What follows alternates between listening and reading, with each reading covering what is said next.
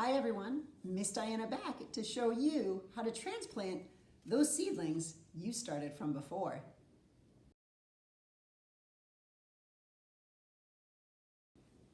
Okay, so you've started your seeds and you have these beautiful seedlings going on. But what do you do next? Okay, so you have your seedlings and you notice that they're in containers that are too small, or maybe too many seedlings have sprouted because the seeds were small, like this opal basil, and too many have actually sprouted. Or you have some peppers that you need dividing. So what you're going to do is you're going to see how big your container needs to be, and you also need to determine how long it's going to be until you put your seedlings out. So I'm still transplanting these in April. I don't plan on putting my tomatoes or my peppers out anytime before Memorial Day. And if I do, it wouldn't be that much sooner. So it needs to be really hot. Make sure that the soil is warm enough, that there's no chance of frost. So that will help me determine how big of a container that I need to transplant these items into. So for example, what can you transplant into? So you see these little tiny 6-packs. So like for my peppers or my basil, I can put them into these little 4-packs. So they're at least double the space. It'll have potting soil instead of your seed starting soil that you used before. So it has a little bit more minerals and nutrients for your plant to grow healthier and stronger. For my tomatoes, however, they're really cool. And you can see all the roots on the bottom of here. The great thing about tomatoes is that I can plant them really deep, and I can plant the stem, and it'll actually get roots growing out of the stem. Everything else that you're going to grow at home can't do that, but tomatoes are these unique magical unicorns. So I would actually consider putting them into larger containers or handy dandy plastic cups. So if you have like red Solo cups at home and your plants are looking nice and big, you can plant them really deep, and I'll show you how to do that. And so only just the top leaves are exposed, and you'll have these beautiful root system to go and plant outside. You'll notice that it won't grow too much because it's pushing out all of those roots. So I'm going to show you the easiest ones to do first, which are your tomatoes, which I know most people like to grow tomatoes. And then I'll show you how to divide and transplant these a little bit more persnickety items. So what I'm going to do, I'll show you how to transplant into a smaller cup and a bigger cup. So I'm going to start with a little bit of soil in the bottom. So this is potting soil. I've already moistened it. So just like when you had your seed starting mix, you want to be able to crush it, not have water come out, and hold its shape like a little dirt snowball. So it's nice and moist already. I'm going to fill in the bottom of the container, maybe a little bit more on this taller one. Any of these big sticks you don't need. Also for the same, for these little 4-packs, I would put in a little bit of soil on the bottom, but just a little bit, because since it's tomatoes, I want to be able to plant that stem a little bit more. So I've only put it in just a little. Now, how do you take out these beautiful seedlings? So the trick is you put your fingers around the stem, don't crush it, and then you're just going to squeeze it a little. And if you do this when it's dry, it actually comes out nicer than it is right now. It's just sort of dumb stuff. So I have my seedling. Don't worry, I can drop it. Tomatoes, they're okay. So you see, you know, there's all the roots, and here's a lot of stem. So what I'm going to do for this guy, I can scoop up some of this seed starting mix that came out, and then I'm going to just gently fill around the tomato stem. I'm not crushing. I don't want to damage the stem. You can move it around a little bit, and I'm not crushing down my soil. So as you see, I've got this tall tomato seedling that now looks quite short. However, all that beautiful stem is going to grow to roots. So I have my seedling transplanted, and now I don't have to worry about them outgrowing, getting root bound or anything. It's got this nice big happy space to grow in. And on the same thing, I'll show you what happens if you plant 2 tomatoes. If you've got two seedlings that came out. So this one came out a little bit nicer. So what you could do, you can either try to tease it apart or actually drop it, and it should naturally tease apart much easier to get your two tomatoes. So one, I will plant over in this little cup. So I'm just gonna rest it again and throw some soil around it. And again, you're not pushing it down, you're just kind of tamping it just a little bit just to take out some of that airspace. And so now you have, you know, a little bit taller tomato plant because it didn't get to be planted quite as far. And voila, on those two. Now, what happens if you have, say, pepper plants or basil, and there's a lot going on with them as well. So these ones, sometimes my pepper seeds don't always grow so well, but these just happen. These are, let's see, oh, banana peppers. They're like the tomato of the pepper world. They always seem to sprout really nicely. So again, I'm going to protect the stems and squeeze the end so it pops out, right? Again, if you are very gentle, it may just crumple with gravity separating them. On these, I'm gonna put into the little 4-packs that have more space. So I'm gonna fill these a little bit more as they're not my tomatoes. So when you're planting all of these other items, you wanna make sure you are transplanting right at the base of the stem. Nothing else is going to grow roots out of its stem like tomatoes.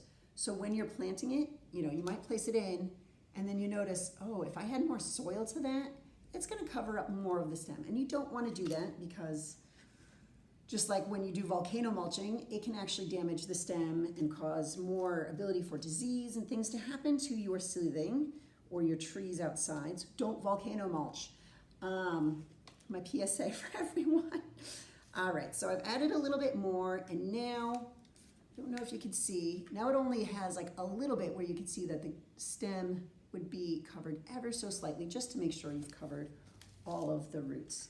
So the same thing, I'm just gonna crumple a little bit of soil on top, I'll pat it down a little bit. You see, I'm not crushing it, not like if you're planting a shrub outside and you like step around it to really pack the soil in around it. You don't need to do that with your seedlings. And so I'm just gonna do the same with this banana pepper as well. And put it around. So then, voila. And if you notice it's standing a little crooked, you maneuver it just ever so slightly. So there you are.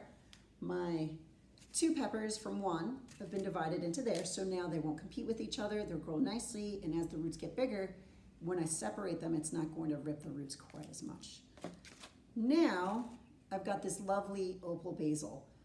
It smells really nice. Anyway, so you're gonna do the same exact thing, and you're gonna put it into here.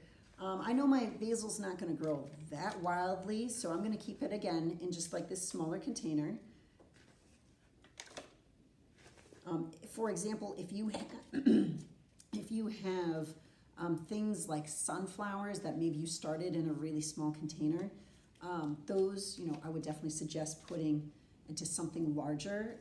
If you happen to have started any cucumbers or anything like that, as soon as they sprout, if they were in a small container, gently tip them out like we've been doing with everything else and put it into a much bigger container. When I start cucumbers, zucchini, squash, things like that, I put them in a really big container with potting soil and I just plant the seeds in there. So then when it comes time, I'm going to directly transplant them out into the garden. Vegetables like that, their roots don't want to be touched. So you saw how like I was just pulling apart the tomatoes and these other guys, cucumbers, squash, zucchini, those roots cannot be disturbed. So when you take it out, like maybe a large yogurt container would be the best so that you can squeeze it, and then you dig your hole and you don't tip it over until it's going straight into the ground. And then you just brush lightly over it and then water it and leave it alone. If you damage the roots, the plant will die.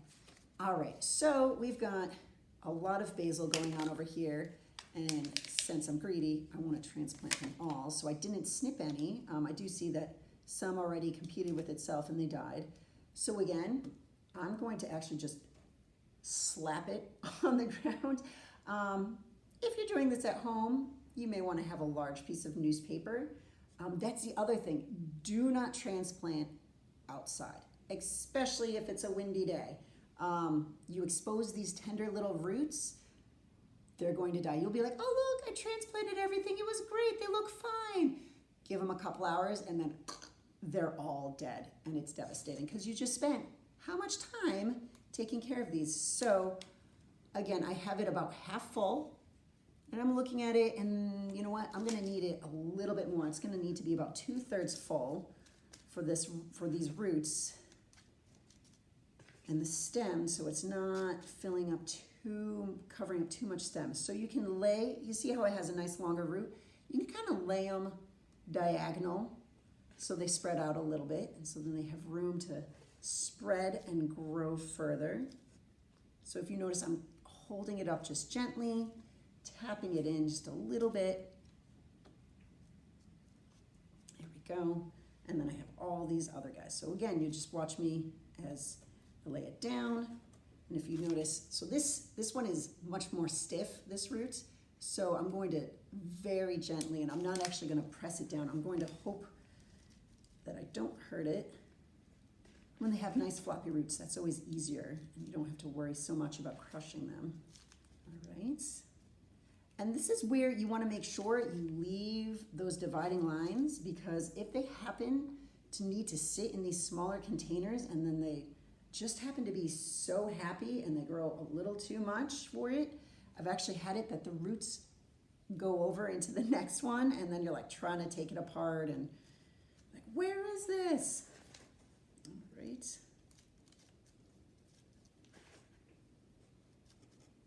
And my last one, just because I'll forget it otherwise, and then I won't have a beautiful basil. All right, so voila, I've got my happy seedlings, and then what I would do, I would have them in my regular tray at home. I would let them soak from the bottom, just because again, these roots are small and tender, so I'd rather water bottom, and then as they've sort of settled in, give them another week or so. The next time I water, I would water it very gently. What I like to do is I kind of water where it's in between on these things, so then it kind of waters gently, and so if it does shift the soil, it's not hurting the roots. As they get bigger, it's not gonna matter, and you can top water just fine. These, as always, have the cuts in the bottom, so if you overwater, it'll drain through. If you are doing the cup method for your tomatoes, or if you're doing your seed starting in the cups for like your zucchini, squash, cucumbers, don't overwater because there's no hole on the bottom. These I like to kind of like set into little trays or whatever that don't actually have a whole bottom. So when you water it, especially if you use the clear ones, you can kind of notice if there's, oh my gosh, there's like too much water in the bottom, just leave it. And you know, if you notice it's really soggy, you can actually just hold the soil and pour out any excess water. The main thing when you are taking care of your seedlings, you actually want them to go through a time of being dry. If you keep them continuously perfectly moist, they will never get ready to be outside where you're not daily watering them. When you do transplant these out into the garden, the same thing, you're gonna tip them out just like we did before, dig a hole, put them in. If they do happen to be root bound, you're gonna tease apart those roots a little bit. You can be more aggressive with the tomatoes because any exposed stem will still turn to roots, so if you hurt the roots too much, doesn't matter, they're gonna grow more. But for your peppers and other things, you can tease it apart a little bit and plant it. But the watering, what you wanna do when you're watering your garden over the summer, you wanna water them twice very deeply. So what that means is you are going to really soak the soil. So you may wanna be like, I just have like 2 minutes just to like spritz the top of my soil and I'll just do that every morning. That's not great because the roots are only going to grow along the surface. That means when you go away for the weekend and it's super hot, those plants are going to die and you're going to be really upset. So you want to make sure you spend like 2 days, with a couple of days between, where you really water it, and you can move the soil and you see it's really wet, at least that deep that you notice, like it's really nice and wet. That's going to let the water drain, and that's going to promote the roots to grow down, which means it's going to be able to get some of that moisture from the rest of the soil around it. Especially if you have raised beds, it'll still have the water movement from the soil underneath your garden. You want to promote that deep root growth, because then you leave for the weekend, your garden's fine. If it's super hot, maybe you ask your neighbor to water it. But if you let your plants go through cycles of dry and then watered, they will be able to tolerate that sort of thing outside. Also too, hardening off. These have been living inside. You want to make sure when you are getting ready to plant, about a week to 2 weeks beforehand, you want to set them outside for an hour or two. Bring them in as the first. Keep them in a shaded area, protected from any winds. Again, you could do that weird thing where I like to just pet my my plants, because it'll stiffen up their stems a little bit as well. Have a little fan blowing on them for a short period of time and then build up a little bit more time so that they get used to the winds. If you set them out in direct sun and they're like in not full direct light inside, you'll actually see them get bleached. The leaves will turn white.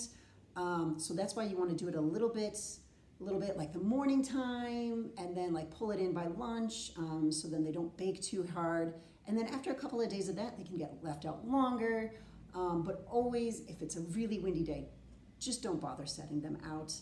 And then eventually they'll be perfectly fine. After a week or two, you do a little dance of bringing them in and out. They're perfect. They're ready to go plant outside. So if you have any questions, feel free to put them in the comments and we will get back to you. And so, happy gardening.